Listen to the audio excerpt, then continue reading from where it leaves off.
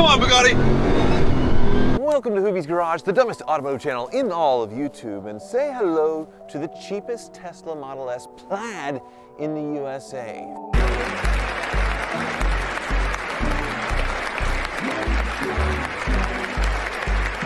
Four years ago, I drove one of these, brand new, with an MSRP of $140,000 and hated it. A 1,000 horsepower tri-motor platform with a 0 to 60 of 2 seconds flat made it the fastest accelerating car in the world at the time on a 10-year-old luxury sedan platform, and I suddenly realized that the supercars and hypercars that I grew up loving would become irrelevant. Tesla made it look so easy, and every other automaker is going the electric and hybrid route to match it, and it's like watching a soul leave someone's body. Sure, the badges are still there and the general look, but like a dead body, there's nothing behind the eyes, nothing visceral, unless you're a necrophiliac.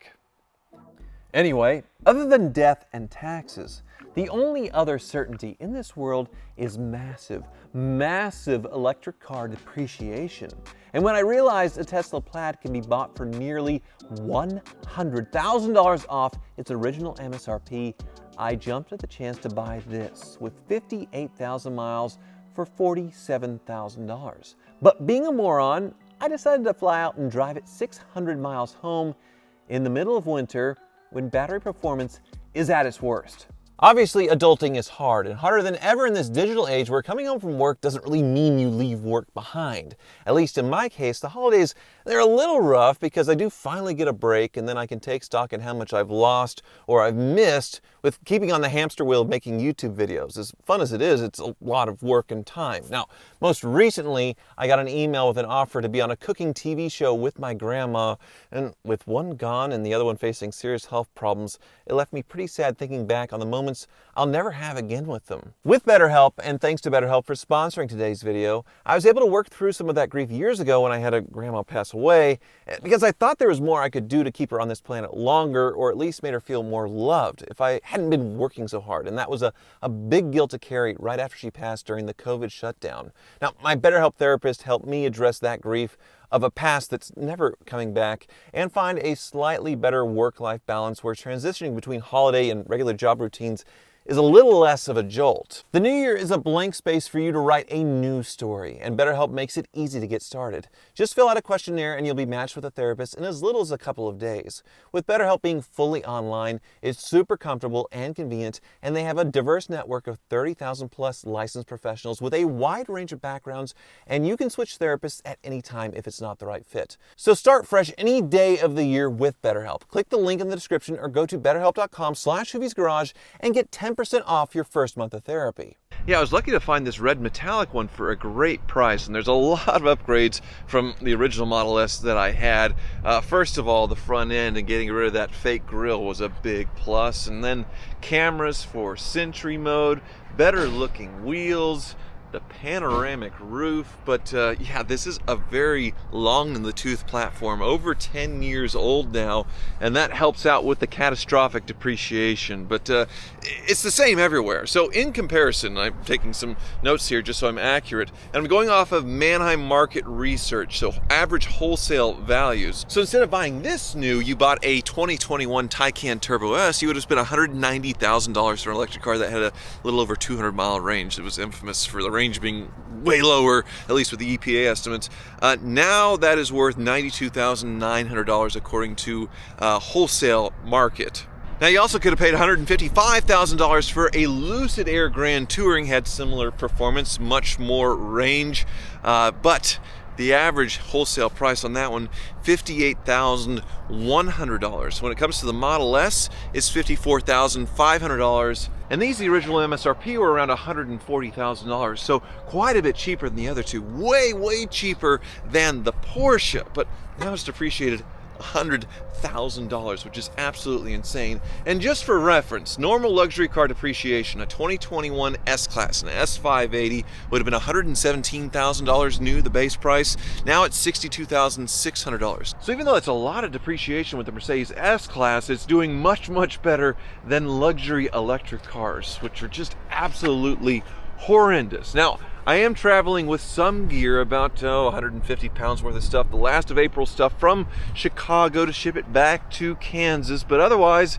it's just me. And there's not much damage, like a little bit of curb rash here, a few little minor dings and scratches, but nothing of note. Although the dealer did want to charge at first $2,000 for a ceramic coating, their fee for that, detailing and ceramic coating, but then they couldn't peel off the sticker for the previous owner's parking garage. But otherwise, the dealer experience was very nice. It's a really cool place, actually, where they had converted a Gander Mountain into a dealership. They had a Murcielago LP 640 there for sale, 20,000 miles for a little over 300 grand in Verde, Ithaca. It was really, really cool. But this is what I came for, since I thought, well, the Tesla Model S Plaid, which, can you please unlock? It's kind of cold. Please, come on, phone, key, hello, hello. It's the same problem as the one I had 7 years ago. Okay, I have to go into my app and unlock it. It's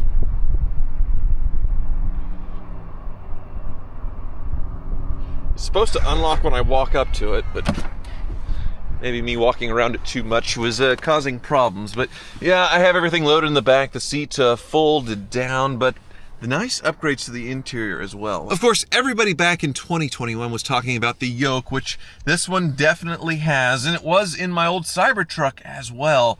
But in the Model S, it is much worse, because with the Cybertruck, it had electric steering, lock to lock wasn't very far, but this is more like a normal car, so I'm constantly slipping my hand off the wheel making turns. But everything else I really like about the interior. As far as the materials, majorly upgraded from the original Model S. A little bit of carbon fiber here in the Plaid. A lot of different tones and textures and materials going on. And yeah, the Ultra View roof is very neat. I think that was available on all Teslas back then. And then the screen switching to this orientation is much better. I like that I have the instrument cluster screen as well. With the Cybertruck, Model 3, Model Y, you only get this. With the Model S, I like having a second screen there. It's just more natural to the eye to see how fast you're going, speed straightforward. I get that it saves money, but I like this a lot better. And it still has all the gimmicks as well. The light show, oh, the romance mode with the fireplace. Oh yeah. I'm all alone, so I don't need this right now, but yeah, it has all the gimmicks, all the fun, but $100,000 off. And that's why I didn't want to keep my Cybertruck, because it was the latest and greatest thing in that moment right now, much like the Plaid was 4 years ago. But in a few years, it'll be much cheaper like this one, if not worse. Okay, we are charged up enough for our next destination here. And I think we have about 500 miles, 8 hours to go. That is if I wasn't having to stop and supercharge. So I'll be curious to see how much time this actually adds to the trip, and especially if I can keep my foot out of it. The first supercharger stop was in a Casey's in the middle of nowhere, so not the most scenic, but it's fine. So let's hit the road. Okay, I'm only gonna do this once, obviously, because I want to save the battery, obviously, but let's put it in Plaid, drag strip mode. Okay. Condition, oh, we're gonna back into the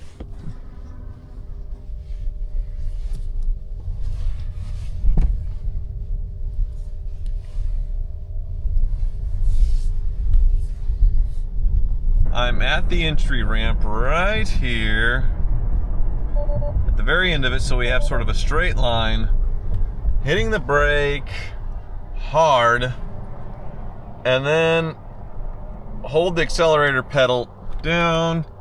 3, 2, 1. Oh my God, we've gone Plaid. Whoa!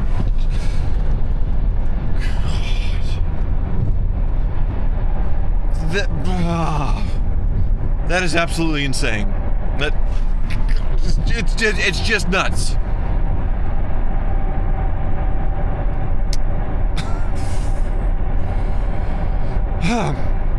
I mean, unbeatable. It's scary that's in a car that's $40-something thousand that someone can buy, 1,000 horsepower, all-wheel drive, tri-motor, and have that level of acceleration at their disposal. But it's just impossible for your brain to cope with how fast this thing is. It just doesn't seem possible. But now we'll put it back in chill mode and we're just going to cruise. The other thing that I've turned on is the autopilot. $99 a month for the full autopilot system that you have to supervise, and it is very, very good. So engaging autopilot in chill mode. Just relax on my trip home, listen to some tunes. What a world. Just making my second stop, and it's not updating or changing based on the worst battery performance in the cold, because now it says I'll make Hannibal, Missouri with negative 15% battery. So I guess I need to charge longer. I didn't think I'd have to calculate this out myself, but I'll leave it charging here longer and cross my fingers. Godfather's Pizza Buffet is the choke and puke for this supercharger. That's from Smokey and the Bandit. If you all don't know, that's what they called the restaurants on the roadside. Yummy.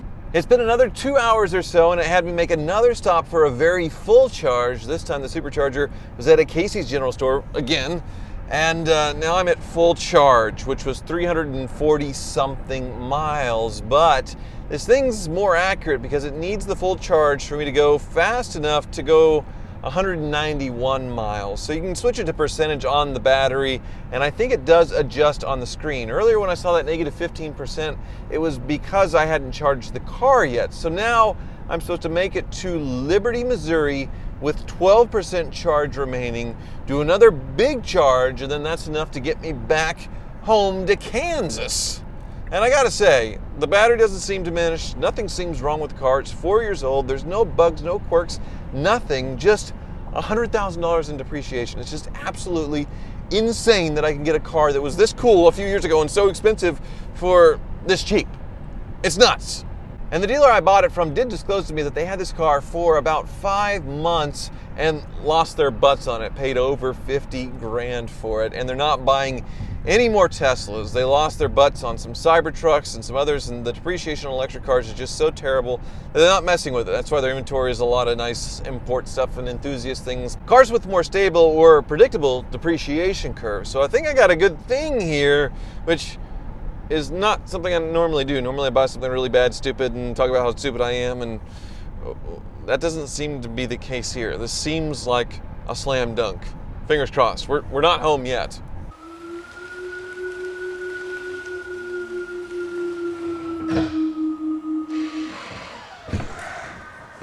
Well, I made it without much drama. Still had plenty of range to spare, but I did see much lower range than EPA estimates because it was so cold, and I was going normal highway speed, 75, 80 miles an hour. So real world, high-speed winter highway driving, about 230 miles of range versus the 340 that is reported by the EPA and their estimates. So people talk about needing the 500 or 1,000 miles of battery range. Well, yeah, you do need it because in real-world situations, you don't get that range. And then also charging. I drove the Bugatti Veyron down here, stopped I think 3 times, 10 minutes each. It was the same amount of time as the GPS because my stops were pretty quick and I was going, well, 10 miles or so or more over the speed limit. But that's pretty typical for me. Even in my big van, I usually go 5 or 10 miles per hour over the speed limit, and the GPS comes out the same because of my stops for fuel, 10, 15 minutes. With this, I added 2.5 hours to my journey,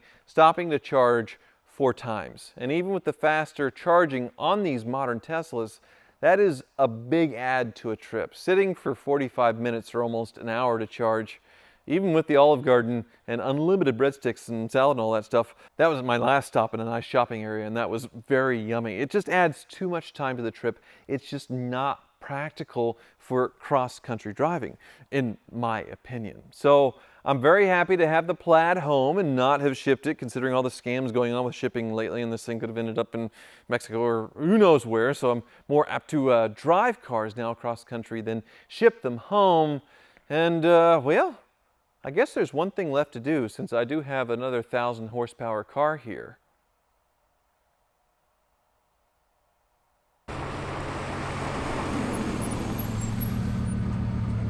Yeah, I had to find out if it's faster than the Bugatti. 1,000 horsepower, 16 cylinders, 4 turbos versus 1,000 horsepower tri-electric motor and a big old battery in a big old car. I think I know how this is going to go, though, unfortunately. But I'm rooting for the Bugatti because it's a lot more expensive versus the Pladdington Bear that Jake is driving. So, shall we? I'll do 3 honks. Ready? Okay. In gear. All right.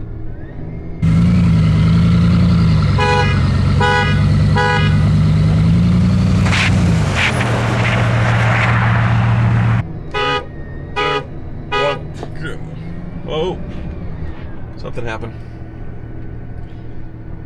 It didn't.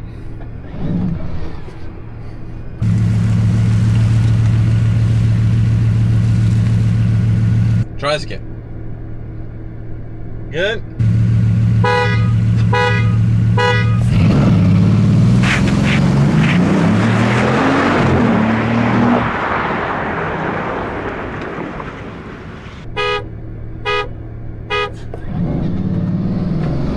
Oh, come on, Bugatti.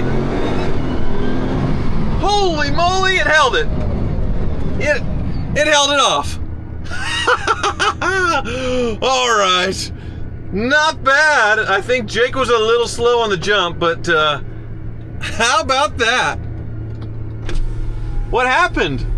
That was pretty even. Are you in plaid? Yeah. Oh. Well, all right. I think it's a little wet out here. The Bugatti hooks up better in the slightly wet. How about that? Thank you so much for watching. Good job. Good horsey.